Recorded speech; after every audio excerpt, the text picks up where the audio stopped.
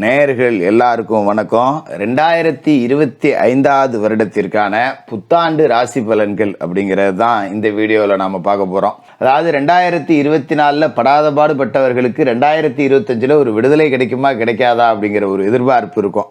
கடன் அடையுமா, வீடு கட்டுவோமா, திருமணம் நடக்குமா, இப்படி ஆளாளுக்கு ஒரு எதிர்பார்ப்பு. அது 2025 நிறைவேறுமா அப்படிங்கிறத ரொம்ப துல்லியமாக பார்க்கணும். இப்போ வருட கிரகங்களோட அமைப்பு அப்படின்னு எடுத்துக்கிட்டிங்கன்னா, சனி பகவான் கும்பராசியில் ஆட்சி பெற்று உட்காந்துருக்காரு. மார்ச் 29 2025 அன்னைக்கு திருக்கணிதப்படி அவர் மீனராசிக்கு பயிற்சி ஆகிறார். குருவோட வீட்டுக்கு போய் கிட்டத்தட்ட ஒரு குரு மாதிரியே சனி செயல்படுவார். ஒரு பகை வீட்டில் போய் உக்காந்தாலும் கூட அந்த காரகத்துவத்தை அவர் அடைகிறார். ஏன்னா சனிக்கு வீடு கொடுத்தவர் குரு. அதே மாதிரி பார்த்தீங்கன்னா குரு பகவான் ரிஷபராசியில் அசுர குருவோட வீட்டில் இருக்காரு. அவர் மிதுன ராசிக்கு மே 14 பயிற்சி ஆகிறாரு. புதனோட வீட்டுக்கு போறாரு. ராகு கேதுக்கள் சர்ப்ப கிரகங்களோட பயிற்சி மே 18 நடக்குது. வீடற்ற விஷப்பாம்பு ராகு மீனராசியிலிருந்து கும்பராசிக்கு ரிட்டர்ன்ல வரப்போகுது.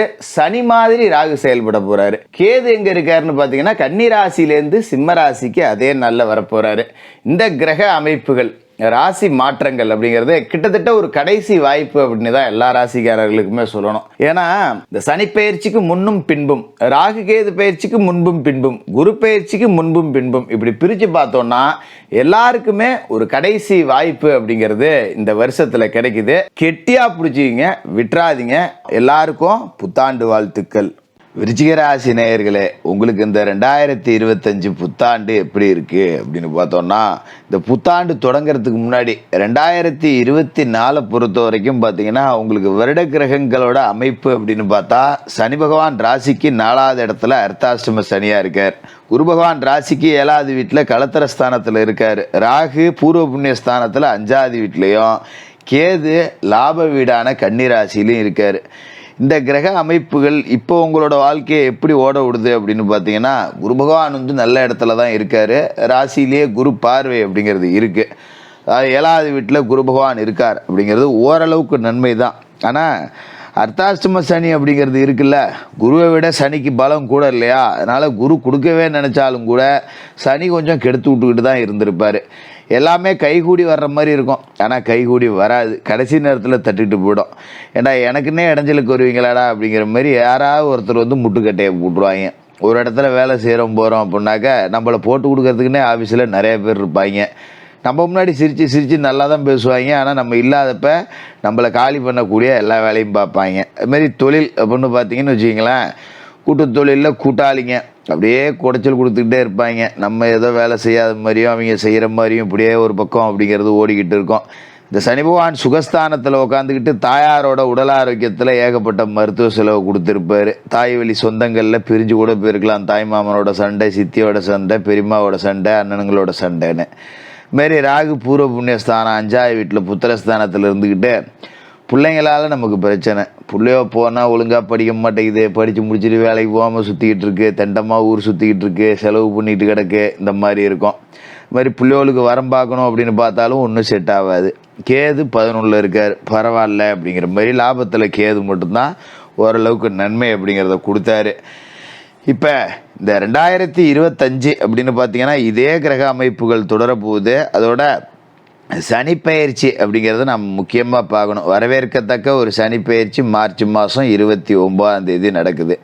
சனி பகவான் 4வது வீட்டிலேருந்து 5வது வீட்டுக்கு போகிறார். கெஞ்சினாலும் கிடைக்காத பஞ்சம சனி அப்படிங்கிற இடத்துக்கு சனி பகவான் போகிறாரு. இப்போ சனி பார்வை அப்படிங்கிறது இவ்வளோ நாளாக உங்களோட ராசியில் இருக்குது. சனி பார்வையிலேருந்து நீங்கள் விலகுறீங்க அப்படிங்கிறதே ஒரு நல்ல மாற்றம் தான். சனி நம்மளை பார்த்தார் அப்படின்னாலே அந்த வஜ்ர பார்வையோட கொடூரம் அப்படிங்கிறது உங்களுக்கு தெரிஞ்சிருக்கும். சின்னதாக ஏதாவது ஒரு முயற்சி செஞ்சால் கூட எங்கேவா உட்காரு பேசாமல் அப்படிங்கிற மாதிரி தான் நடக்கும்.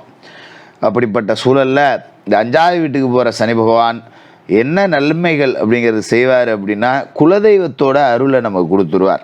வீடே பார்த்தீங்கன்னா தரித்திரம் பிடிச்ச மாதிரி இருந்திருக்கும். நிறைய பேருக்கு இந்த செய்வினை கோளாறுகள், கந்திஷ்டி பிரச்சனை இதெல்லாம் கூட சில பேருக்கு இருந்திருக்கும்.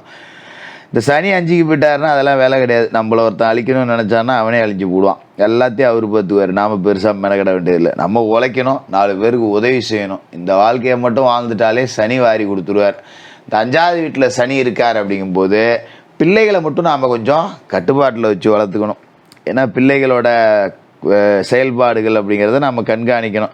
இல்லைனா வெட்டி செலவு வைப்பாங்க, பள்ளிக்கூடத்துக்கு போகிறேன்ட்டு கட்டடிச்சுட்டு சுற்றுவாங்க, காலேஜுக்கு போகிற பிள்ளைங்க காதல் சண்டை சச்சரவு இப்படி ஏதாவது ஒரு ரூட்டில் போவோம். அதனால் அதை கண்காணிச்சிங்க. மற்றபடி காசு பணத்துக்கு பஞ்சம் கொடுக்க மாட்டார். அதேமாரி குரு பகவான் வந்து ராசிக்கு அஷ்டமத்துக்கு மாற போகிறாரு. எத்தனாம் தேதினா மே மாதம் 14ஆம் தேதி அஷ்டமஸ்தானத்துக்கு குரு போகிறார் அப்படின்னு பயப்பட வேண்டியதில்லை. ஏன்னா குரு இருக்கிற இடத்த விட பார்க்குற இடத்துக்கு தான் பவர் கூட. அதை நாம் இந்த காலகட்டத்தில் மறந்துடக்கூடாது. அந்த வகையில் பார்த்திங்கன்னா குரு பகவான் உங்களோட ராசிக்கு 12வது வீடான துலா ராசியை பார்ப்பார், 2வது வீடான தனுசு ராசியை பார்ப்பார், அதோட 4வது வீடாக இருக்கக்கூடிய கும்பராசியை பார்ப்பார். இது எல்லாமே சனி பகவானோட பார்வையில் படக்கூடிய இடங்களாக இருக்கும். அதனால் நீங்கள் பயப்பட வேண்டியதில்லை. அதாவது ராசிக்கு 12ல் சனி பார்வை உழுது அப்படின்னா, நான் ஏற்கனவே சொன்னேன் பார்த்தீங்களா, சம்பாரித்து கொண்டு ஆஸ்பத்திரி ஓட்டிகிட்டு இருந்தேன்னு, இந்த மாதிரி மருத்துவ செலவுகள்லாம் இருக்காது, நல்லபடியாக இருக்கும். தாயாரோட உடல் ஆரோக்கியத்தில் இருந்த பிரச்சனைக்கு நல்ல தீர்வு வரும். அதுமாரி தாய் வழி சொந்தங்கள், பிரிஞ்சு போன சொந்தங்கள் எல்லாம் இப்போ ஒன்றுக்குள்ளாம். தாய் மாமே மச்சனை, பொண்ணு கொடுத்த இடம், பொண்ணு கட்டின இடம், சம்பந்தம் போட்ட இடம், சம்பந்தம் எடுத்த இடம், இந்த மாதிரி பகையாக இருந்து ஒருத்தருக்கு ஒருத்தர் பேசிக்காமல் இருந்ததெல்லாம் இப்போ ஒருத்தருக்கு ஒருத்தர் சமாதானமாக போயிட்டு சந்தோஷமாக இருக்கலாம், கவலைப்பட வேண்டியதில்லை. இது மாதிரி தனஸ்தானத்தில் குரு பார்வை அப்படிங்கிறது உழுவுது. இது வந்து ரொம்ப தேவை, அவசிய தேவை அப்படிங்கிறது. ஏன்னா காசு பணம் அப்படிங்கிறது தான் இன்றைக்கி உலகம் அப்படின்னு ஆகிப்போச்சு. என்னதான் இருந்தாலும் காசு பணம் இல்லைன்னா வாழ்க்கை இல்லைடா, காசை தாண்டா மதிக்கிறானோ, மனுஷனை வேண்டாம் மதிக்கிறான் அப்படின்னு இருந்தவங்களுக்கு இனிமேல் காசு பணம் வந்துடும், கவலைப்பட வேணாம். ஏன்னா தனஸ்தானத்தில் குரு பார்வை விழுவுது இல்லையா. அஷ்டமத்திலேயே குரு இருந்தாலும் உங்களோட ராசிக்கு யோகாதிபதி தான் குரு. அதனால் நீங்கள் பயப்பட வேண்டியதில்லை. அப்போ காசு பணம் 10 ரூபா கூடுதலாகவே கொடுப்பாரு. அதனால் ரொம்ப அற்புதமான நேரம். நல்ல தொழில் முன்னேற்றம் அப்படிங்கிறது இருக்கும். ஒரு சொந்த தொழில் செய்கிறேன் அப்படின்னா நல்ல வருமானம் அப்படிங்கிறது கிடைக்கும். ஏதோ மாதம் ஒரு 10 ரூபா நிலையாக வராமல் இருந்தது, இப்போ வருதுடா எனக்கு சந்தோஷம், இதை நம்பி ஏதோ ஒரு கமிட்மெண்ட் கொடுக்கலாம், மாதம் இத்தனை ஃபிக்ஸடாக நமக்கு வரும் அப்படின்னு தெரிஞ்சிட்டா அப்படிங்கிற மாதிரி ஒரு நிரந்தர வருமானம் அப்படிங்கிறத அமைச்சிப்பீங்க. அந்த அளவுக்கு வாய்ப்புகள் அப்படிங்கிறது இருக்கும். அதேமாரி 4வது வீட்டில் குரு பார்வை விழுவுது, சுகஸ்தானம் வலுவடையுது. உங்களோட சொந்த தேக ஆரோக்கியத்தில் இருந்த பிரச்சனை சரியாயிடும். என்ன காரணம் அப்படின்னு பார்த்தீங்கன்னா, இவ்வளோ நாள் 4வது வீட்டில் சனி அர்த்தாஷ்டம சனியாக இருந்துட்டு உங்கள் உடல் ஆரோக்கியத்தை கெடுத்திருப்பார். அர்த்தாஷ்டம சனி அப்படிங்கிறது அஷ்டம சனியில் பாதி, 8ல் இருந்தால் அஷ்டமம், 4ல் இருந்தால் அர்த்தாஷ்டமம். அப்போ சனி உங்கள் உடம்பை கெடுத்து போட்டிருப்பார் இல்லையா, அதையெல்லாம் குரு பார்வை அப்படிங்கிறது வந்து 2025 சரி பண்ணிடும்.